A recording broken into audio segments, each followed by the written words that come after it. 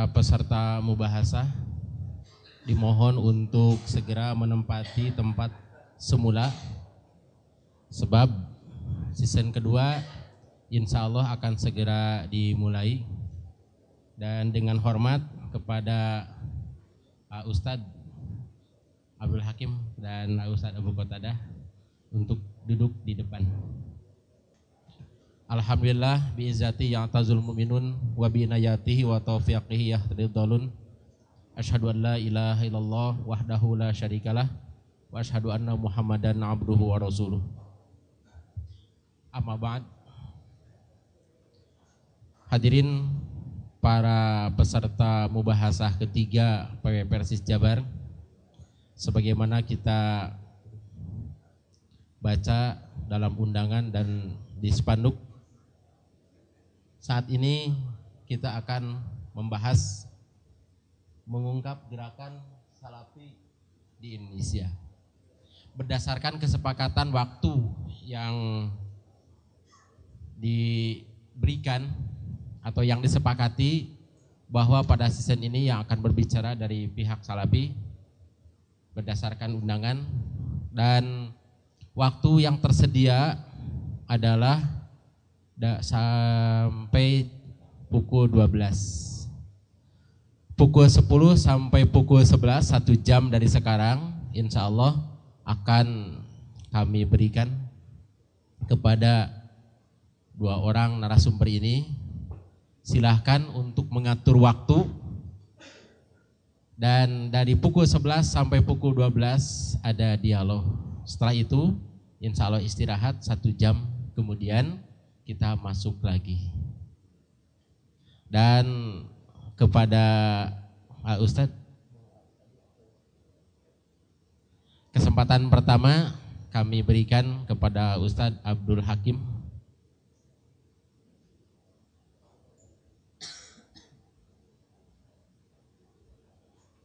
Saya akan bacakan data pribadi beliau.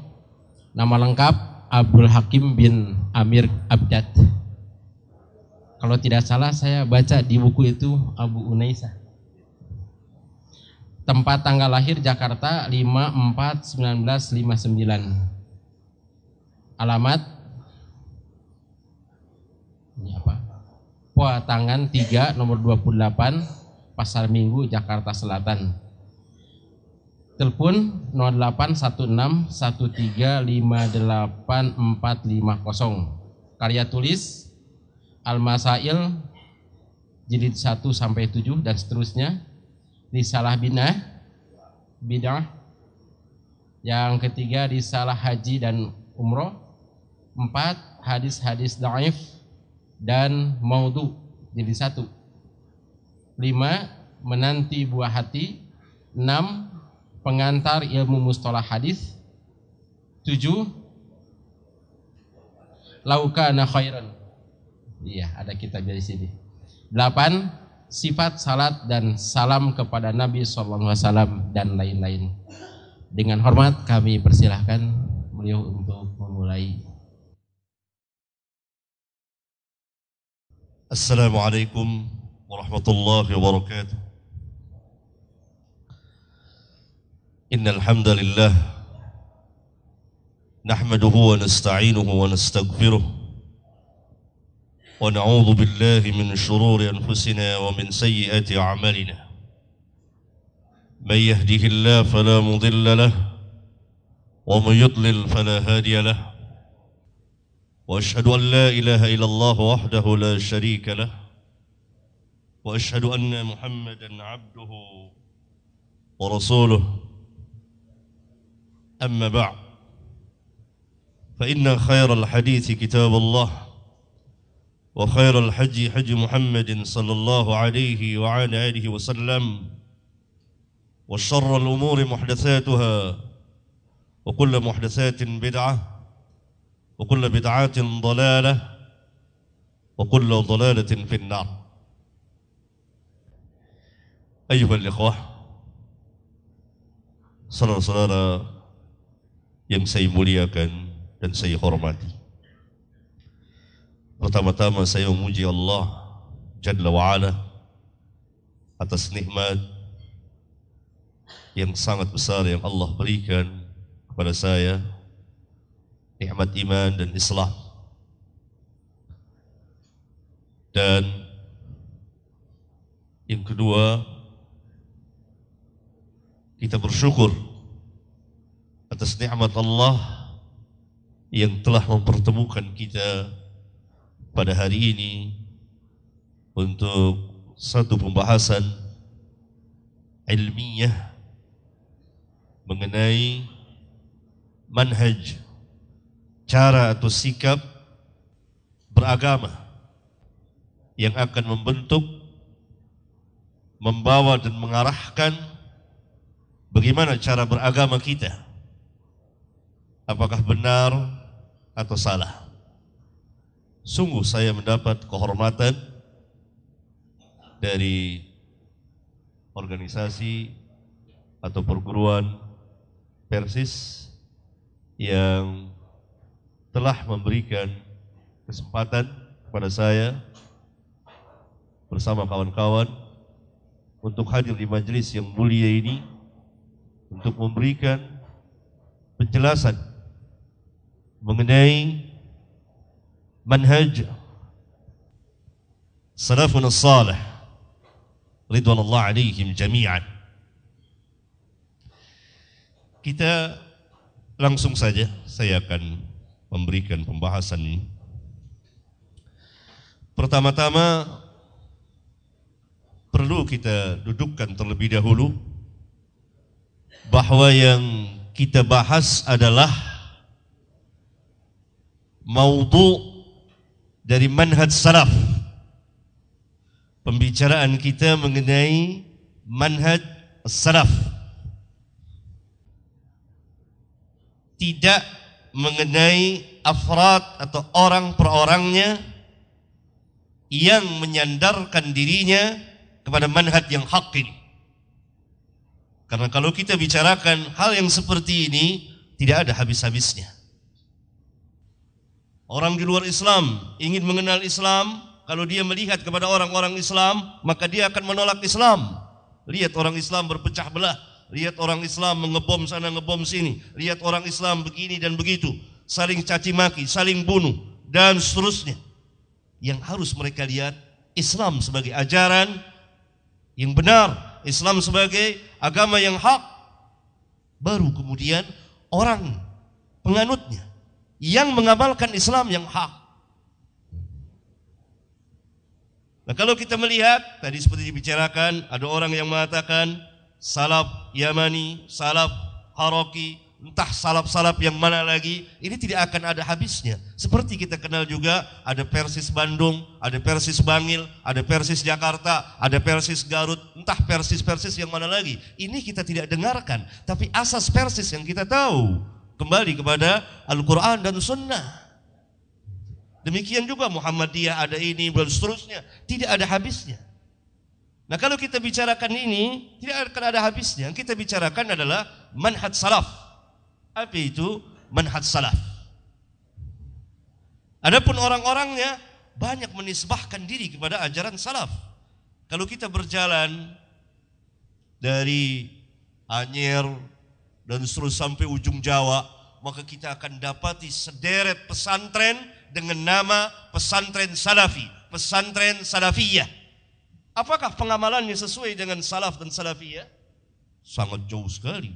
Mereka pengagum kubur, menyembah kuburan, tawasul dan lain sebagainya. Tetapi namanya pesantren salafiyah.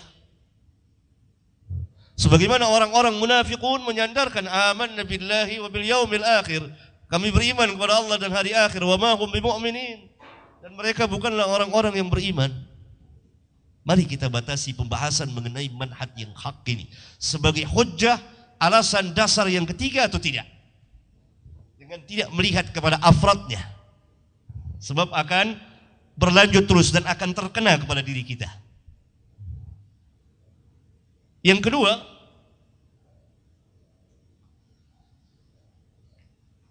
Bapak Ketua yang saya muliakan dan saya hormati, mengutip dari salah seorang penulis menurut yakni Abu Abdurrahman At-Talibi dengan pembagian salaf Yamani dan salaf Haraki, ini adalah pendapatnya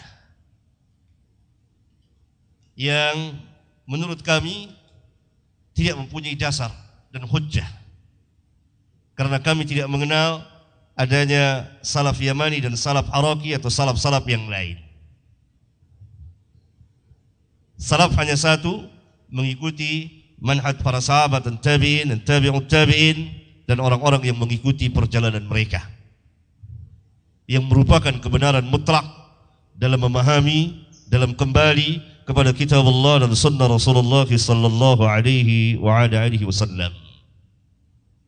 Seseorang boleh saja berpendapat apa saja, tetapi pendapatnya perlu diuji, perlu ada mizan, timbangan ilmiah, burhanun syar'iyyun wa aqliyun. Yang ketiga, kesimpulan dari Bapak Ketua yang saya muliakan, saya cintai, bahwa kita tidak menemukan dalil yang sarih, jelas, yang menetapkan manhaj salaf salih sebagai dasar ketiga setelah Al-Quran dan As-Sunnah, maka ini tidak jadi hujjah. Karena orang yang mengetahui memiliki hujjah kepada orang yang tidak tahu. Yang berkata demikian adalah para ulama kita. Perkataan kalau kita tidak mengetahui dalil tidak menunjukkan bahwa dalil itu tidak ada. Seperti seorang ditanya sesuatu hadis dan dikatakan saya tidak menemukan, tidak berarti hadis itu tidak ada. Karena la yukallifullahu nafsan illa wus'aha. Orang yang mengetahui memiliki hujjah kepada orang yang tidak tahu. Oleh karena itu nanti sejumlah dalil akan saya coba menjelaskan dari keterangan para ulama yang patut kita pikirkan dan kita pelajari.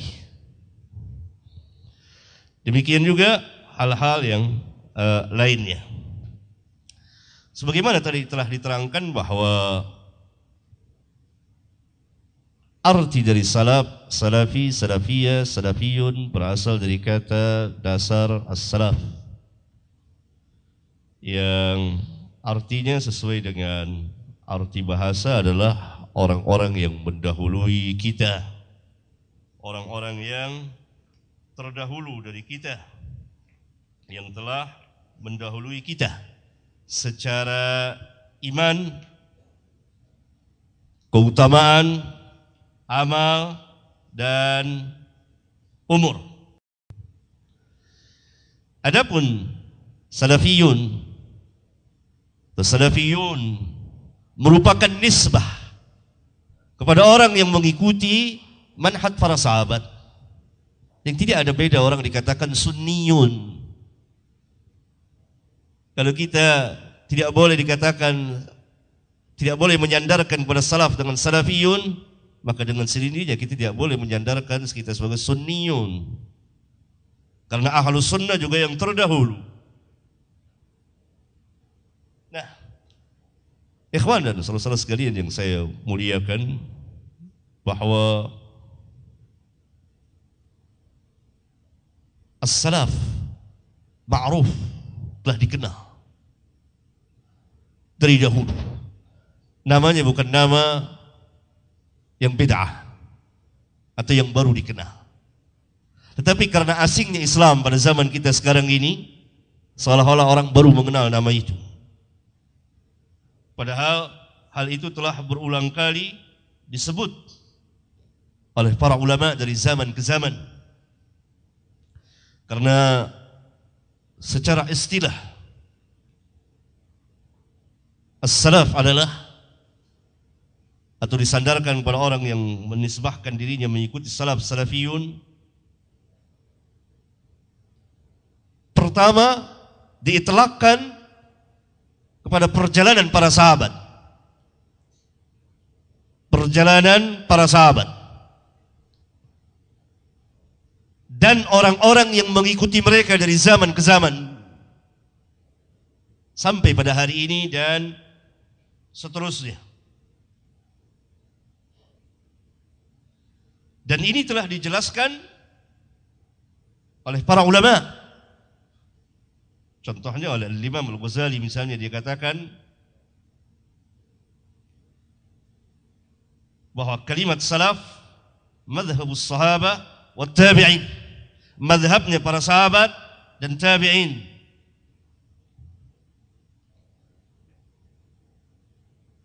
Demikian juga dengan yang lainnya.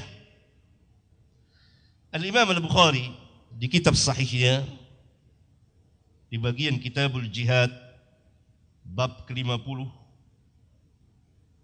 berkata, qala Al-Bukhari, qala Rashid bin Sa'ad, qala Rashid bin Sa'ad. Rashid bin Sa'ad seorang tabi'in. Dia mengatakan kana salaf yastahibbuna al-fuhulata li'annaha ajra wa ajsalu. Adalah kaum salaf. Nah, siapa yang dimaksud dengan kaum salaf oleh Rashid bin Sa'ad kalau bukan sahabat? Dan hal ini menunjukkan bahwa mereka mengikuti kaum salaf, karena yang berkata adalah tabi'in. Oleh karena itu Ibnu Hajar di kitabnya Fathul Bari dalam bab yang sama mensyarahkan bahwa yang dimaksud adalah minas sahabah, dari para sahabat, wa man ba'dahu, dan orang yang sesudah mereka. Karena yang berkata adalah Rashid bin Sa'ad. Orang-orang salaf menyukai menunggang atau mengendarai kuda yang jantan. Kemudian Al-Imam Al-Bukhari di kitab sahihnya di bagian kitab Al-At'imah bab ke-27 memberikan bab seperti ini, bab ma kana as-salaf yaddakhiruna fi buyutihim wa asfarihim min at-ta'am wal lahmi wa ghairihi. Berkata Imam Bukhari, bab apa yang dilakukan oleh kaum salaf. Mereka menyediakan perbekalan di rumah-rumah mereka, dan ketika mereka melakukan safar berupa makanan, daging dan lain-lain. Siapa yang dimaksud oleh Al-Bukhari dengan kana salaf kalau bukan sahabat dan tabi'in dan tabi'ut tabi'in? Karena Al-Imam Al-Bukhari lahir sesudah tabi'ut tabi'in.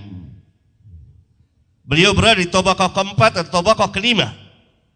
Berarti yang dimaksud oleh Bukhari kana salaf adalah sahabat dan tabi'in dan tabi'ut tabi'in. Hal ini menjelaskan bahwa kalimat salaf baik secara lugah maupun istilah telah ma'ruf, dikenal di kalangan kaum muslimin, di kalangan para ulama, bahwa mereka adalah sahabat dan tabi'in dan tabi'ut tabi'in. Kemudian Al-Imam Muslim di muqaddimah sahihnya meriwayatkan sebuah asar dari jalan Muhammad bin Abdullah. Dia berkata, sami'tu Ali bin Syaqiq yaqul, saya pernah mendengar Ali bin Syaqiq berkata, sami'tu Abdullah bin Al-Mubarak yaqul ala ru'usin nas, saya pernah mendengar Abdullah bin Mubarak berkata di hadapan manusia. Abdullah bin Mubarak seorang tabi'ut tabi'in. Da'u hadis Amr bin Thabit, tinggalkanlah hadisnya, riwayatnya Amr bin Thabit, fa innahu kana yasubbus salaf, karena sesungguhnya dia telah mencaci maki kaum salaf. Jadi Abdullah bin Mubarak berkata di hadapan umum, di hadapan manusia, jangan kalian pakai hadisnya, riwayatnya Amr bin Thabit. Sebabnya apa? Fa innahu kana yasubbus salaf, karena sesungguhnya dia telah mencaci maki kaum salaf. Hal ini menunjukkan bahwa manhaj salaf menjadi pembeda antara yang hak dengan yang batil. Siapa yang mencaci maki perjalanan kaum salaf, meninggalkan perjalanan kaum salaf, ditinggalkan riwayatnya, ditinggalkan hadisnya, dijarah oleh para ulama, di antaranya Abdullah bin Mubarak. Dan riwayat seperti ini ma'ruf sekali di kitab-kitab,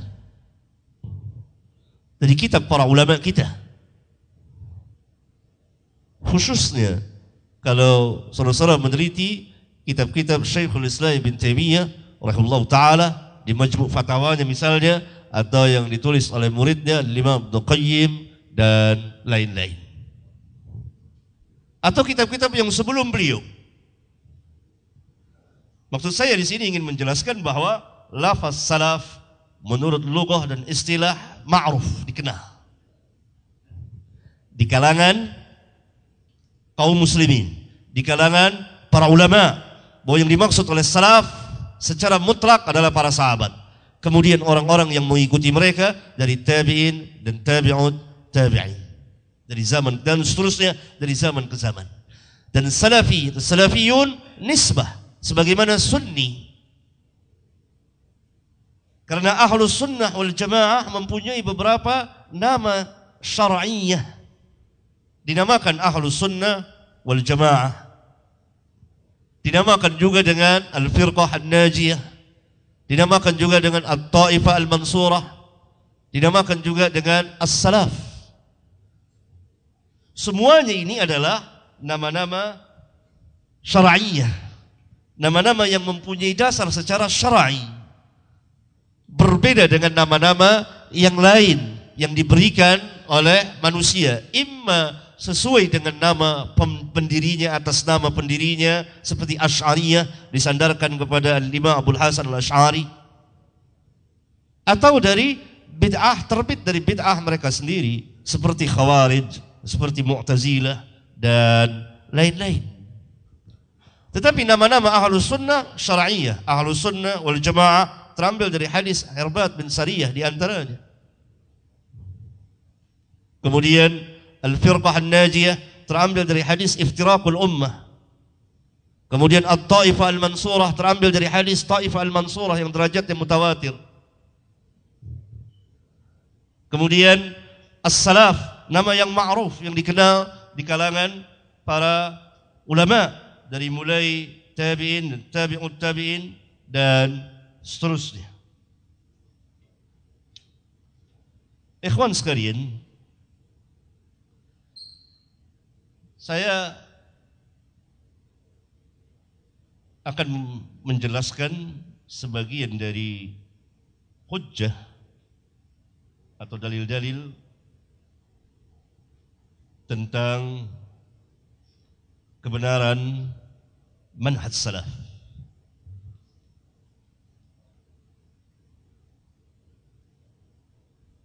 Berdasarkan nas Alkitab dan Sunnah dan ijma' ulama. Padahal ma'ruf bagi kita bahwa ijma' menjadi dasar hukum yang ketiga setelah Alkitab dan Sunnah Rasulullah sallallahu alaihi wa ala alihi wasallam. Dalil yang pertama, firman Allah tabaraka wa ta'ala yang tadi telah dibacakan oleh Bapak Ketua yang saya cintai.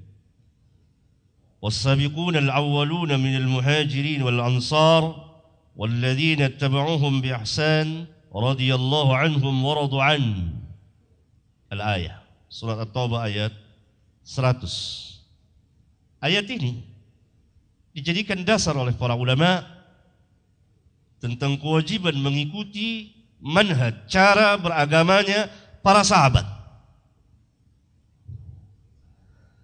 Kembali kepada Alkitab dan Sunnah ala fahmi salafil ummah, mengikuti pemahaman salaful ummah, mengikuti pemahaman para sahabat. Karena Rabbuna Azza wa Jalla mengatakan orang-orang yang terdahulu, yang pertama al-muhajirin wal ansar, tidak syak lagi bahwa al-muhajirin wal ansar adalah para sahabat ridwanullah alaihim jami'an secara keseluruhannya, mutlak. Allah memuji para sahabat, memuliakan para sahabat dengan keridhaannya. Dan tidak cukup sampai di situ. Allah Subhanahu wa taala meridhai orang-orang yang mengikuti perjalanan al-muhajirin wal ansar, walladzina ittaba'uuhum bi ihsan radhiyallahu anhum wa radu an. Mafhumnya, jadi mafhum mukhalafah, bahwa orang-orang yang tidak mengikuti perjalanan al-muhajirin wal ansar dia akan memperoleh keridhaan Allah tabaraka wa taala. Ridha bahasa Arab, arti ridha dalam bahasa Arab adalah meridhai, menyukai, menyenangi apa yang dilakukan oleh orang yang kita ridhai. Saya ridha kepada engkau, berarti kita menyukai apa yang dia lakukan, apa yang dia kerjakan. Hal ini menunjukkan bahwa apa yang dilakukan, dikerjakan oleh al-muhajirin wal ansar telah mendapat keridhaan Allah berupa i'tiqadnya, perkataannya, perbuatannya, dan cara beragamanya dan seterusnya. Kalau Allah katakan radhiyallahu anhum, apa tidak jelas dalil ini mengatakan walladzina tabauhum bi ihsan, orang-orang yang mengikuti mereka, mengikuti apa? Tentu mengikuti al-fahmu, pemahaman, ilmu, amal mereka. Dan di antara yang sebesar-besar dari perbuatan mereka adalah i'tiqad, akidah mereka, keyakinan mereka, manhaj dan cara beragama mereka. Oleh karena itu Al-Imam Ibn Qayyim rahimahullah ta'ala di kitabnya I'lamul Muwaqqi'in Ar-Rabbil Alamin jilid yang keempat, dari mulai halaman 118 dan seterusnya, menjelaskan, di antara beliau menjelaskan tentang ayat yang mulia ini.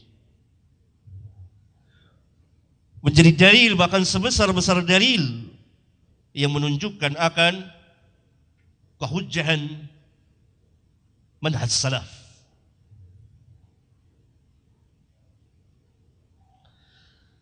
Kemudian dalil yang kedua, firman Allah tabaraka wa ta'ala, qul hadhihi sabili ad'u ila Allah ala basiratin ana wa man ittaba'ani. Al-ayat surat Yusuf ayat 108. Katakan, inilah jalanku, ini jalanku yang lurus. Ya Allah Subhanahu wa ta'ala perintahkan Nabi-Nya dan Rasul yang mulia untuk mengatakan kepada seluruh manusia. Hal ini menunjukkan bahwa dakwah beliau alaniyatan, terang-terangan, jelas, nyata, terang. Dan demikian juga dakwah para sahabat ridwanullah alaihim jami'an. Dan dakwah salafiyah, dakwah salaf pada terang, tidak tersembunyi, jelas dan nyata. Hadhihi sabili, inilah jalanku, ad'u ila Allah, aku ajak ke jalan Allah ala basiratin ana wa man ittaba'ani. Aku ajak ad-da'wa ila Allah ala basiratin, atas dasar basirah. Basirah tidak ada khilaf di antara ulama al-ilmu. Bahkan Al-Hafidh Ibn Katsir menafsirkan di kitab tafsirnya, dalam menafsirkan ayat ini, al-ilmu burhanun syar'iyyun wa aqliyun. Burhan yang memiliki hujjah secara syar'i dan akal. Kalau kita ditanya siapa orang yang pertama kali mengikuti Rasulullah dalam dakwahnya atas dasar ilmu, tidak ada khilaf di antara kita untuk mengatakan adalah para sahabat. Abu Bakar, Umar, Uthman dan seterusnya. Kemudian orang-orang yang mengikuti mereka, karena mereka mengambil ilmu dari mana? Tabi'in mengambil ilmu dari mana? Dari sahabat. Siapa yang menyebarkan Quran dan hadis kepada tabi'in dan memberikan pemahaman kepada tabi'in? As-sahabat. Apa tabi'in mengambil Quran sendiri? Tidak mungkin, karena dia tidak bersama Rasulullah SAW. Karena itu riwayat tabi'in mursal. Dari mana tabi'ut tabi'in mengambil ilmu? Dari tabi'in yang mengambil ilmu dari sahabat. Sahabat mengambil ilmu dari Rasulullah SAW. Rasulullah mengambil ilmu dari Rabbul Alamin. Jadi dikatakan ad'u ilallah ala basiratin ana wa man ittaba'ani.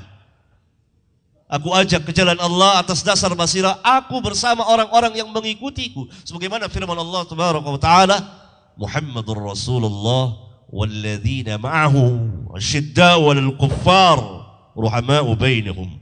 Muhammad, Rasulullah, dan orang-orang yang menyertainya, yang bersamanya. Siapa yang bersama Rasulullah SAW kalau bukan para sahabat ridwanullah alaihim jami'an? Apakah Allah semata-mata hanya memuji para sahabat lalu tidak memerintahkan kita untuk mengikuti pahamnya? Ini adalah ta'til, menghilangkan faedah dari ayat Al-Quranul Karim.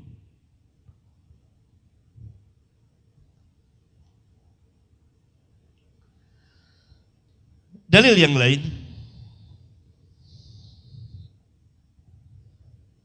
yang ketiga, firman Allah tabaraka wa ta'ala, ya ayyuhalladzina amanu taqullaha wa kunu ma'as sadiqin.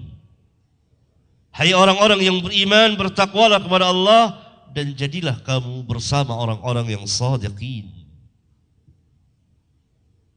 Siapa yang orang-orang yang sadiqin pada umat ini? Tentu para sahabat yang pertama kali. Ayat ini dalam surat At-Taubah ayat 119. Allah telah memerintahkan kepada kita kunu ma'as sadiqin. Orang-orang yang sadiq yang pertama kali adalah para sahabat ridwanullah alaihim jami'an. Allah perintahkan kita untuk mengikuti mereka. Kunu ma'as sadiqin. Ayat ini dijadikan dasar oleh para ulama tentang kebenaran manhaj salaf, kebenaran manhaj para sahabat, dan kewajiban kaum muslimin mengikuti manhaj para sahabat. Sikap dan cara beragama mereka kembali kepada Al-Quranul Karim menurut pemahaman mereka, menurut metode ilmu yang telah mereka sebarkan dan ajarkan kepada umat. Karena mereka adalah orang-orang yang pertama kali membenarkan Rasulullah sallallahu alaihi wasallam. Dalil yang keempat,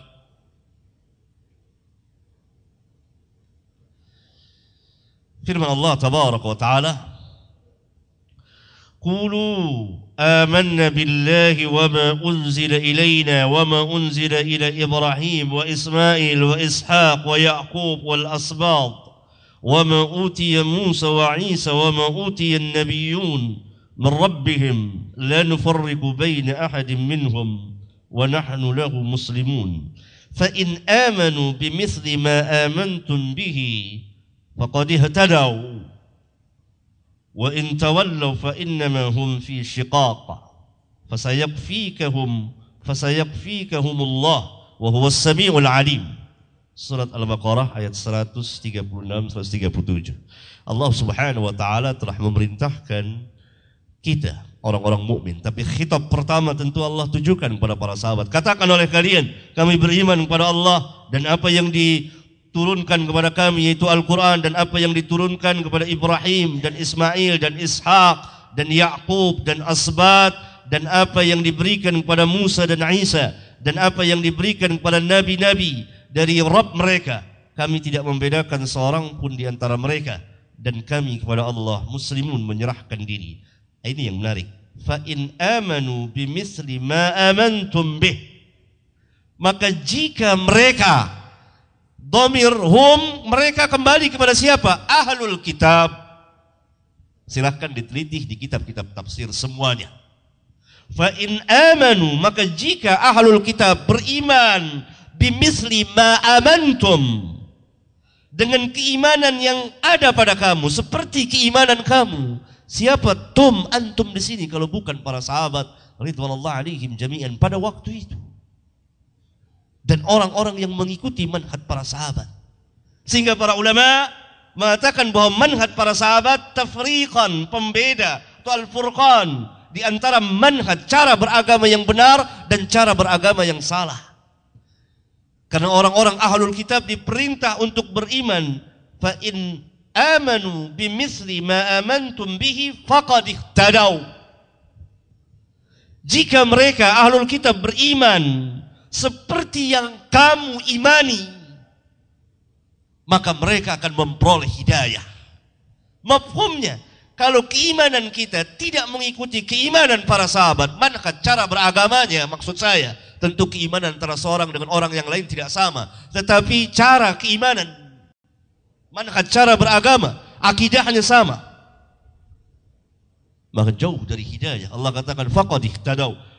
Fa in tawallaw, maka jika mereka berpaling, fa innama hum fi syiqaq, maka sesungguhnya mereka akan berada di dalam kesesatan, perpecahan.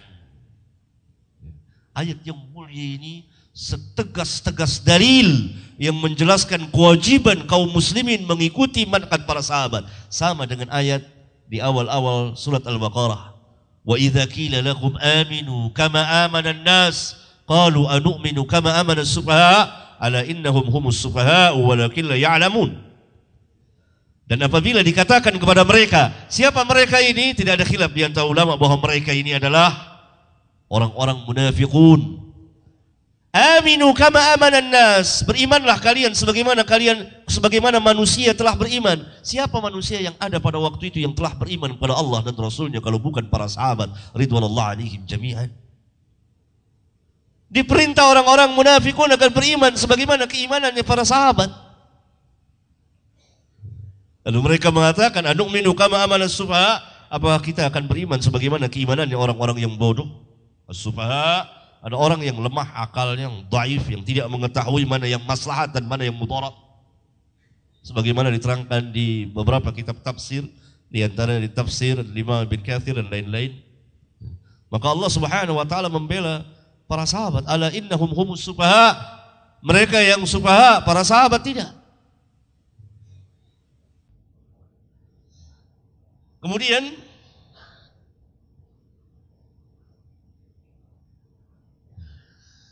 hujjah yang lain, Allah Subhanahu wa taala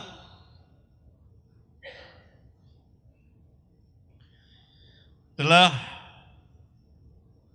berfirman dalam kitabnya yang mulia, ihdinas siratal mustaqim siratal ladzina an'amta 'alaihim ghairil maghdubi 'alaihim waladdallin. Tunjukilah kami jalan yang lurus, as-siratal mustaqim. Para ulama berbeda lafaz dalam menafsirkan, para ulama salaf, tapi maknanya sama. Di sini saya ingin menggaris bawahi apa yang dikatakan oleh ketua, bahwa para sahabat pernah berbeda dalam menafsirkan ayat Al-Quran. Perbedaan tentu ada, tetapi dalam tafsir Al-Quran sangat sedikit sekali di antara para sahabat yang berbeda. Sedikit sekali perbedaan di antara mereka dalam memahami kitabullah. Kalau tadi ada riwayat Ibnu Abbas mengatakan tafsir aula mastumun nisa itu jima, Ibnu Mas'ud mengatakan itu bukan jima. Riwayat Ibnu Mas'ud dhaif, riwayat Ibnu Abbas sahih. Tentu kita pegang riwayat yang sahih dari yang dhaif.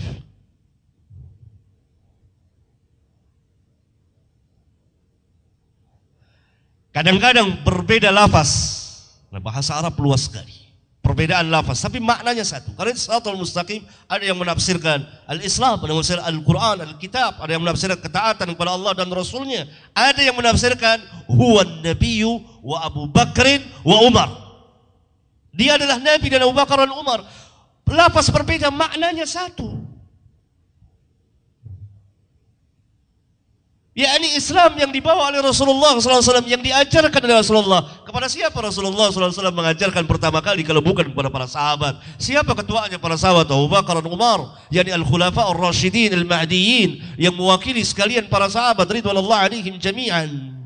Karena itu ma'ana alaihi wa ashabi mutlak para sahabat, atau al-jamaah tafsir dari ma'ana alaihi al-yawm wa ashabi tafsir dari al-jamaah.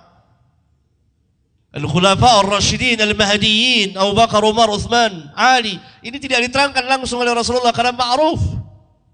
Oleh karena itu para ulama tidak ada khilaf Al-Khulafa Ar-Rasyidin Al-Mahdiyin Abu Bakar, Umar, Uthman dan Ali. Saya kira hal ini tidak tersembunyi. Maka saya agak heran juga hal ini tersembunyi bagi sebagian dari antara kita.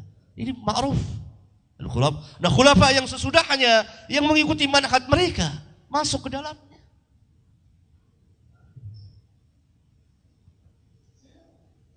Dan tentu Islam yang dibawa oleh Rasulullah Sallallahu Alaihi Wasallam, yang didakwakan dan diajarkan oleh beliau.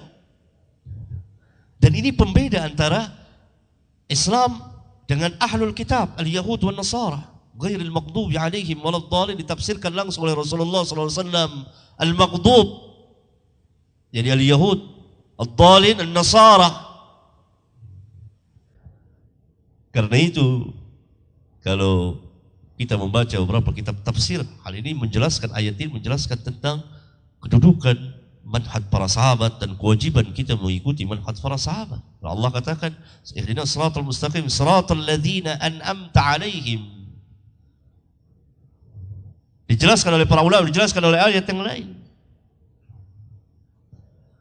Dan sejumlah dalil dalam Al-Qur'anul Karim banyak sekali. Karena waktu yang membatasi kita. Hadis Rasulullah SAW jelas sekali. Khairun nas qarni, thumma alladhina yalunahum, thumma alladhina yalunahum. Apakah Rasulullah SAW sekedar memuji saja?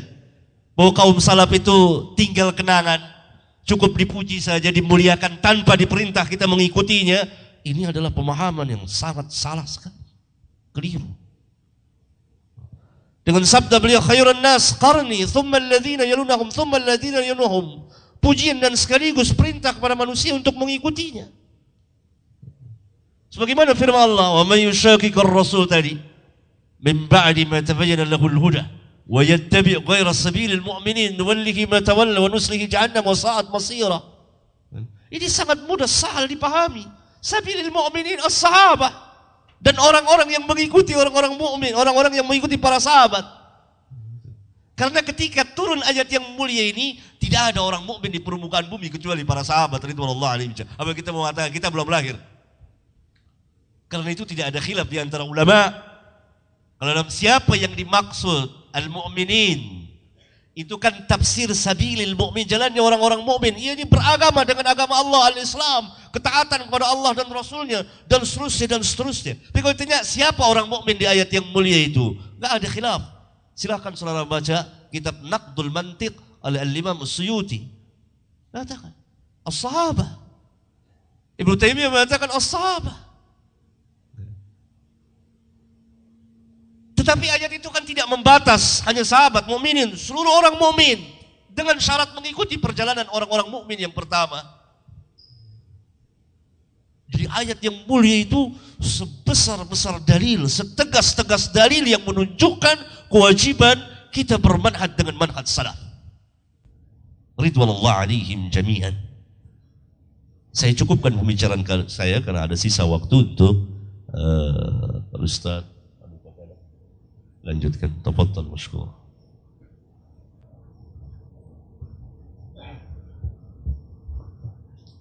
Jazakumullah khairan katsiran. Pembicara pertama sudah kita dengarkan bersama. Kemudian saya akan bacakan data pribadi Abu Qatadah Suherlan.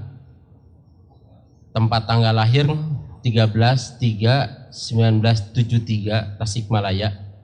Alamat rumah Ma'had Ihya As-Sunnah, Jalan Terusan Pasteur, BCA nomor 11 Tasikmalaya. Nomor HP 085223052900. Pendidikan 1. Muallimin tahun 1993. 2. Libya 1995. 4. Apa ini? Darul Hadis apa? Yaman, Darul Hadis 2001. Pengalaman organisasi Mudir Ma'had Ihya As-Sunnah. Kepada beliau kami persilakan, dan sebagaimana kesepakatan kita sampai pukul 11. Terima kasih. Assalamualaikum warahmatullahi wabarakatuh. Alhamdulillah hamdan katsiran thayyiban mubarakan fi kama yuhibbu rabbuna wa yardah. Ashhadu an la ilaha illallah wahdahu la syarikalah wa ashhadu anna Muhammadan abduhu wa rasuluhu wassalatu wassalamu ala Rasulillah wa ala alihi wa ashabihi wa man tabi'ahum bi ihsanin ila yaumiddin. Ya ayyuhalladzina amanu taqullaha haqqa tuqatih wa la tamutunna illa wa antum muslimun.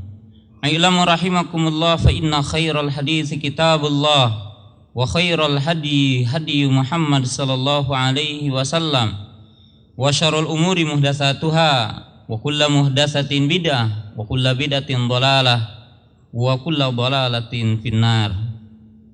Ma'asyiral muslimin rahimakumullah, para asatidah, para ulama yang saya hormati, marilah kita bersyukur kepada Allah Subhanahu wa taala sebab dengan nikmat yang telah diberikan kepada kita berupa nikmat iman, nikmat Islam, nikmat sunnah, nikmat sehat, kita dapat berkumpul di majelis yang mulia ini, dan merupakan satu kenikmatan dan kesempatan bagi saya, di mana pertemuan ini sebenarnya berawal dari kontaknya Pak Umar Dia, ya, Bapak Umar Dia yang merupakan Ketua PW Jawa Barat, meminta untuk saya berbicara di tempat ini berkaitan dengan manhaj salaf.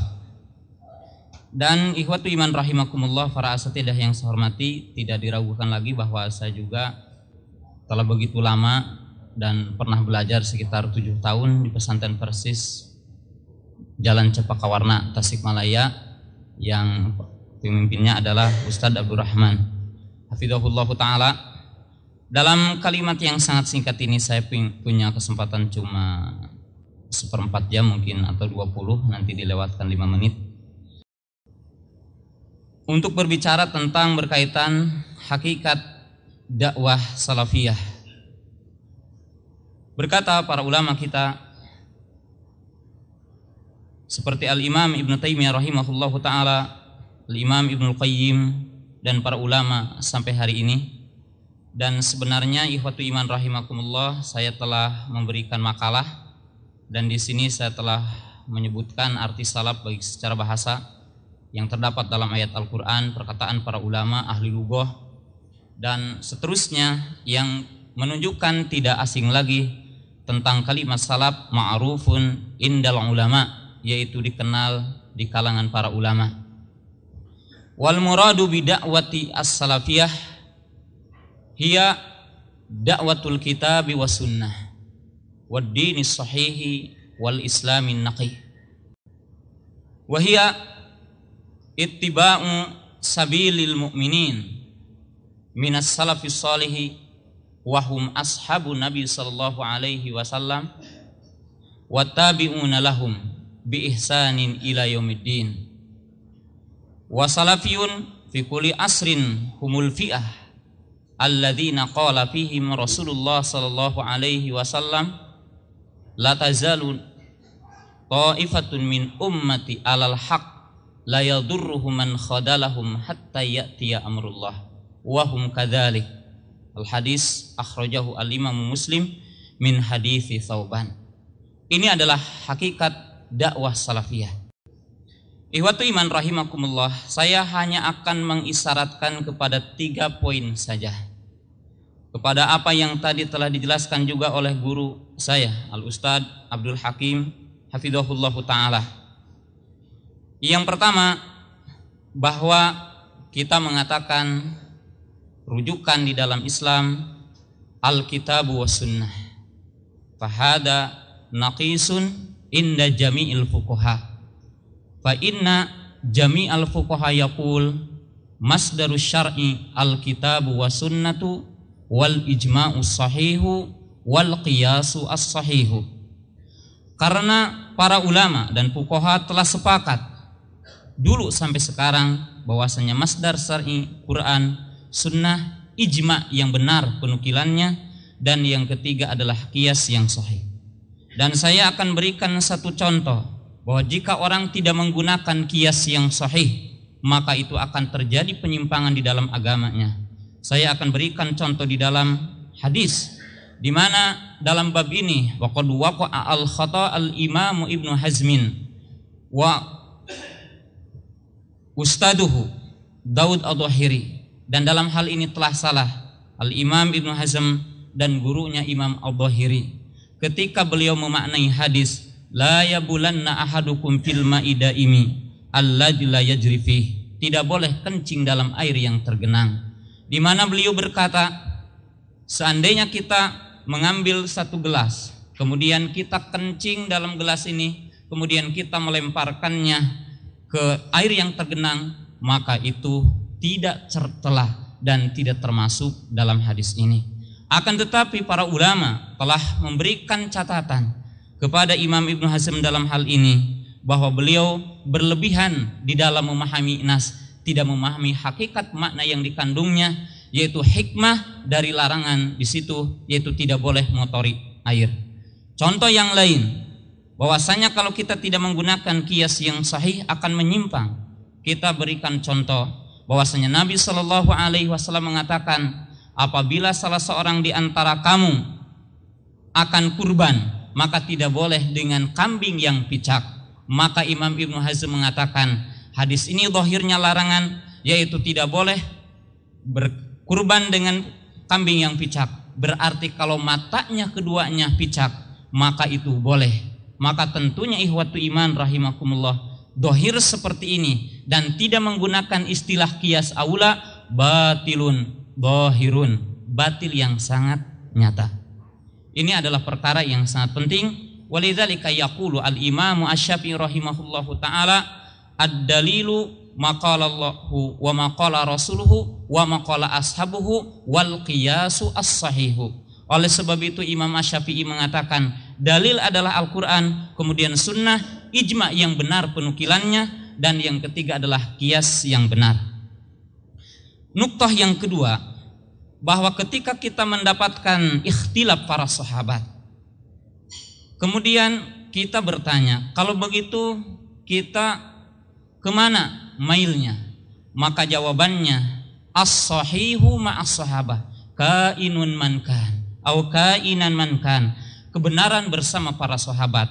Artinya ikhwatu iman rahimakumullah, jika para sahabat berselisih, maka kita tidak boleh mendatangkan kaul yang lain.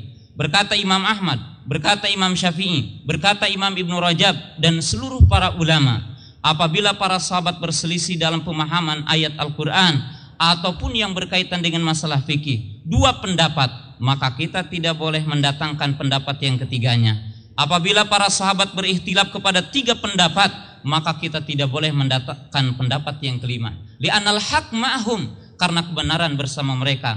Karena tidak mungkin hak pernah sirna di antara mereka. Tidak mungkin kebenaran tidak pernah diikuti oleh mereka, dan tidak pernah ada yang mengatakannya. Dan itulah makna-makna ayat yang tadi. Wa idza qila lahum aminu kama amanan nas fa in amanu bimisli ma amantum bihi faqad ihtadaw. Ini adalah perkara yang sangat penting. Nuktah muhimmah, ini adalah merupakan titik yang sangat penting. Kemudian poin yang ketiga yang saya ingin berikan penjelasan. Hal kullu man yastadilu bi kitabillah wa bi sunnati Rasulillah annahu alal islami sahih. Timbul pertanyaan yang ketiga, apakah setiap orang yang menggunakan dalil Quran dan sunnah, dia akan berada dalam Islam yang benar? Ikhwatu iman rahimakumullah, di sini ada perkara yang perlu kita perhatikan, perkara yang sangat besar, bahkan ini adalah merupakan titik yang paling inti. Ikhwatu iman rahimakumullah, yaqulu ulama'una ad-dalalu sababuhu amran. Kesesatan disebabkan dua perkara. Kama qala al-Imam Asy-Syatibi rahimahullahu taala fi kitabih al-I'tisam, sebagaimana dijelaskan oleh Imam Asy-Syatibi dalam kitabnya Al-I'tisam. Imma bisababi adamul ma'rifati bil adillati sahihah, aw bi adami ma'rifati manzilatil al-adillah syar'iyyah, aw bisababi adami ma'rifati tariqah fi fahmi an-nusus al-kitabi wa sunnah. Perlu diperhatikan oleh kita bahwa kesesatan orang menyimpang dari agama yang benar itu disebabkan dengan dua perkara yang sangat besar. Hal ini dikatakan oleh Imam Asy-Syatibi rahimahullahu taala dalam kitabnya Al-I'tisam. Yang pertama, imma disebabkan dia tidak tahu tentang dalil syar'i, ataupun dia tidak tahu tentang kedudukan syar'i, kedudukan dalil syar'i. Kaman yuqaddimal aqlah, kaman yuqaddimar ra'ya, kaman yuqaddima qaulan ahad. Mungkin orang itu akan menyimpang karena dia tidak tahu dalilnya ataupun dia tidak tahu tentang kedudukan dalil, seperti orang yang mendahulukan akal, mendahulukan hawa nafsu, ataupun dia mendahulukan pendapat gurunya, ataupun dia mendahulukan pendapat madhabnya, maka dia akan sesat. Yang kedua, orang bisa sesat disebabkan dia tidak memahami cara memahami Al-Quran. Dia tidak memiliki perangkat-perangkat untuk memahami Al-Quran. Adribu misalan, saya akan berikan satu contoh. Kalau tadi, atau dua contoh, satu dalam masalah fikih, satu di dalam masalah akidah. Kalau kita berikan contoh walaupun itu masalah ikhtilaf, wamsahu biru'usikum, usaplah kepalamu, isma'na bahuna, hal bima'na ilsaq, au isti'anah, au lisababiyah. Ketika kita akan meneliti sebuah permasalahan, apakah ba di sini adalah balil ilsaq, lisababiyah, au lil isti'anah, au litab'id, maka di sini orang harus memiliki pemahaman bahasa yang mencukupi. Yang kedua, kita berikan contoh, mungkin kita sebagai thalibul ilmi, sebagai peneliti akan membaca Al-Quran dan hadis. Satu ayat, dalam ayat Al-Quran dan dalam hadis dikatakan masuk surga bima kuntum ta'lamun, bima kana alaihi minal amal. Kita masuk surga dengan amal. Tapi ada hadis Nabi yang lain sallallahu alaihi wasallam yang Nabi mengatakan tidak masuk surga seseorang dengan amal. Wala anta qala wala ana walakin bifadlillahi wa rahmatihi. Maka Nabi sallallahu alaihi wasallam, aku pun tidak, akan tetapi dengan rahmat dan karunia-Nya. Kemudian para ulama mengatakan, jika seandainya kita tidak memahami bahwasanya ba dalam bahasa Arab sangat banyak maknanya. Ba yang dinafikan di dalam nas adalah ba bimakna iwad, ba bimakna muqabalah, sebagai tukar, yang artinya amal seseorang tidak bisa ditukar dengan surga. Sebab kaum muslimin yang saya hormati, jika seandainya kita untuk menghitung nikmat mata saja, maka apa yang kita lakukan berupa ketaatan, apa yang kita lakukan berupa ibadah kepada Allah tidak akan mencukupi kedipan mata, subhanallah. Apalagi dibandingkan dengan kenikmatan surga nanti yaumul qiyamah. Fala yatadabbar ya ikhwanana. Maka perhatikan, ini adalah merupakan peringatan dari Allah Ta'ala. Adapun ba yang ditetapkan oleh Allah Ta'ala adalah bali sababiyah, bimakna amal sebagai sebab dari masuknya surga seseorang. Maka ikhwatu iman rahimakumullah, maka di sini adalah satu pelajaran yang sangat agung yang menunjukkan bahwasanya thariqah cara memahami ataupun cara memahami nas ini adalah merupakan perkara yang sangat penting. Dan kalimat yang terakhir, saya akan menyebutkan kisah munaqashah atau munadaratu al-imami Ahmad ibni Hanbal ma'a rajul mu'tazilah al-Azra'i. Dan dalam kisah ini saya akan menyebutkan satu kisah, yaitu antara dialognya, terjadinya perdebatan antara dua manusia, yaitu yang pertama adalah Imam Ahmad, Imam Mubajjal, Imam Ahli Sunnah, dengan seorang Mu'tazilah al-Azra'i, yang dia mengatakan Quran makhluk. Dia mengatakan Quran adalah makhluk. Apakah Imam Al-Azra'i tidak berdalil? Dia memakai ayat Al-Quran, Allahu khaliqu kulli syai'in. Allah Ta'ala pencipta segala sesuatu. Dia mengatakan berarti Quran adalah syai', Quran adalah sesuatu. Kalau begitu Quran adalah makhluk. Berarti ihwatu iman rahimakumullah, di sini kita akan mengetahui bahwa tidak setiap orang yang menggunakan dalil Quran bahwa dia akan berada di atas Islam yang benar. Maka oleh sebab itu, bagaimana berdialognya Imam Ahmad? Maka beliau mengatakan, ketika diminta oleh raja pada waktu itu, wahai Imam Ahmad, silakan Anda untuk bicara pertama. Maka kata Imam Ahmad, silahkan dia. Tapi Imam Ahmad dipaksa untuk dia pertama. Dia berkata, wahai Al-Azra'i, pernahkah Abu Bakar mengatakan Quran makhluk? Dia mengatakan tidak.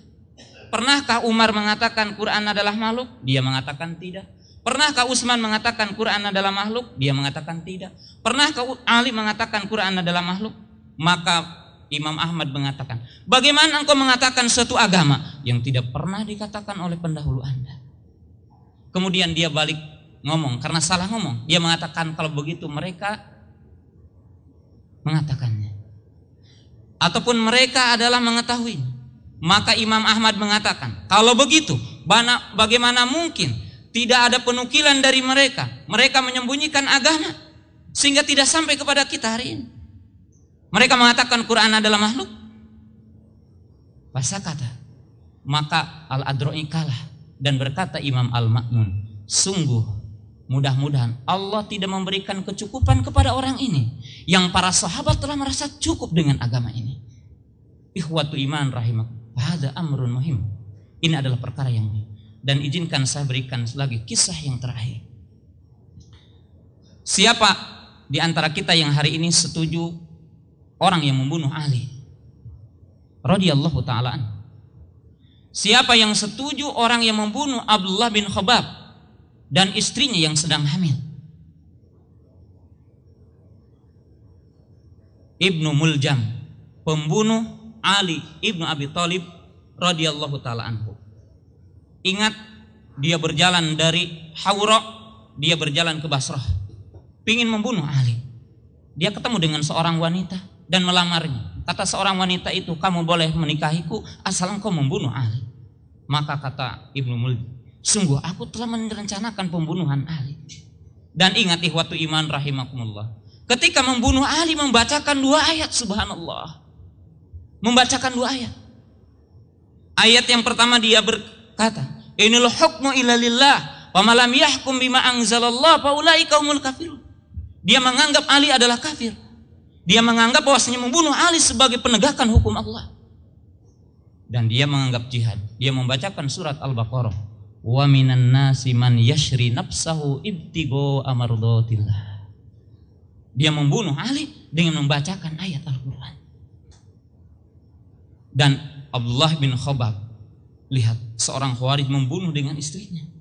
Dibunuh dengan istrinya. Alasan apa? Alasan dia tidak mengkafirkan Ali. Maka Ibnu Abbas radhiyallahu ta'ala anhu berkata kepada orang-orang yang ada di Hawra, maukah kalian aku tunjukkan kepada pemahaman pendahulumu bahwa Ali dia telah berhukum dengan hukum Allah? Qalu ajal. Kalau begitu iya. Apa dalilnya wahai Ibnu Abbas? Pernahkah kamu membaca sebuah ayat? Apabila terjadi perselisihan di antara suami istri, maka hadirkanlah orang adil. Ali dan Muawiyah mendatangkan 2 orang adil, Amr bin As dan Abu Musa al-Asy'ari. Apakah dia berhukum dengan hukum Allah? Qalu aina'am. Kalau begitu iya. Jadi ikhwatu iman rahimakumullah, orang Khawarij mereka memakai dalil, tapi kita sepakat pembunuhan Ali adalah merupakan dosa yang sangat besar. Tapi kenapa mereka berdalil dengan Al-Quran dan Sunnah? Menunjukkan ikhwatu iman rahimakumullah bahwa wajib pemahaman kita adalah sesuai dengan apa yang mereka pahami. Kemudian ikhwatu iman rahimakumullah, sangatlah banyak kita untuk membicarakan yang berkaitan dengan hakikat salat. Apalagi yang berkaitan dengan akidah, apalagi yang berkaitan dengan usul dakwah, apalagi yang berkaitan dengan cara amar ma'ruf nahi mungkar, yang berkaitan dengan muamalah. Karena salafi adalah kembali kepada Islam yang sempurna, akidatan, wa ibadatan, wa siyasatan, wa muamalatan, wa akhlaqan. Di mana salafi artinya adalah kembali kepada Islam yang bersih, yang di sana kita kembali kepada akidah yang benar, kepada cara ibadah yang benar, kepada cara bersiasah berpolitik yang benar. Li'anna aqul au naqul man faraqa baina dina wa siyasah fa huwa kafirun riddatin wa dinil Islam. Karena barang siapa yang memisahkan antara agama dengan siasah, maka dia adalah kafir daripada Islam. Sebab Islam adalah dinul mutakamil, din yang sangat sempurna. Termasuk di dalamnya adalah muamalah, termasuk di dalamnya adalah akhlak. Bal qala Nabi sallallahu alaihi wasallam, man kana yu'minu billah falyakun khairan aw liyasmut, man kana yu'minu billah falyukrim dhaifah, man kana yu'minu billah falyukrim jarahu, ila akhirih. Fal akhlaqu dinun, bal qala ba'dul ulama al akhlaqu dinu kulluh. Bahkan para ulama mengatakan akhlak adalah agama semuanya. Barangkali itulah yang saya bisa sampaikan, dan itu sangat singkat, dan sebenarnya untuk sekadar penelitian di sini telah saya tulis ya dalam makalah yang insya Allah mungkin nanti bisa diteliti kembali. Demikian juga nanti untuk panitia diharap bisa untuk memotokopikan bahasa Arabnya Subhanakallah.